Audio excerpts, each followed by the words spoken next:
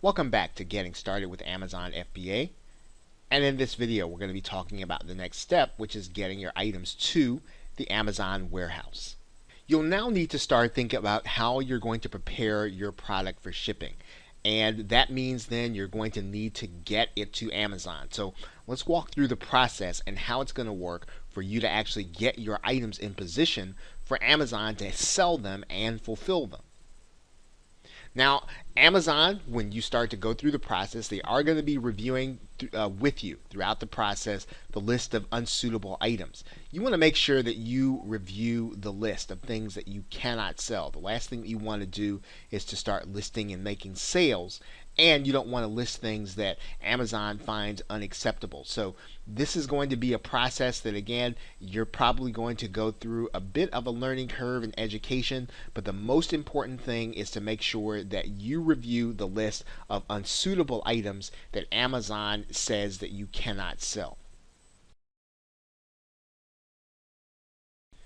Now, Amazon does not make this a mystery.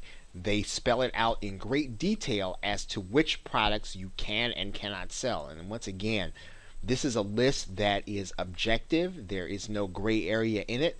Please make sure that you are looking at this and that you know that your item is not on this list of prohibited products. Now, obviously, you can either send your items individually boxed or in a bundle box. You'll want to make sure, again, this is suitable for the customer and that you're following the guidelines.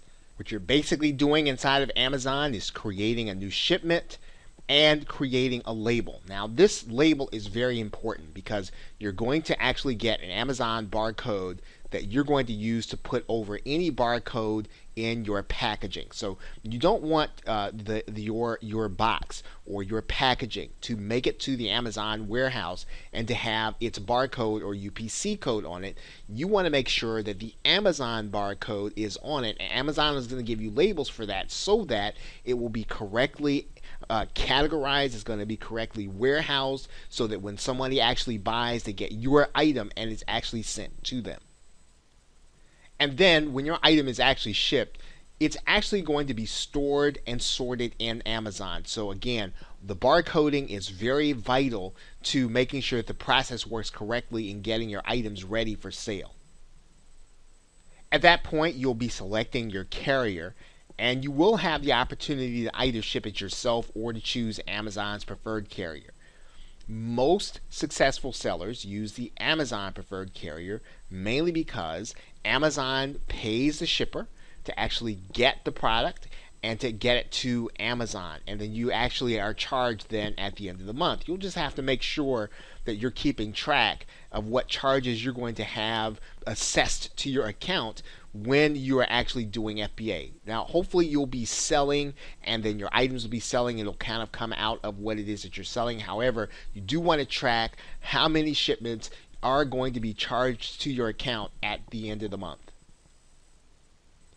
Now, once you actually have chosen the carrier, you're going to want to take your boxed items with the barcodes. Then you're going to want to put them into a larger box with a packing slip. So again, this is a two-step process. You're going to get your items listed, and then you're going to get them barcoded. You're going to choose a carrier, and then you're going to actually take those boxed items with the barcode and then ship them in a larger box to Amazon. Now, when you provide details on dimension and weight, you do need to be specific, and you need to be detailed, and you need to be correct. This is a very important part of the process because you want to be charged accurately, and you don't want Amazon to have to recharge you or to recalculate. This could delay your shipment. It could delay your purchase. So you want to make sure that, again, this is something that you do correctly.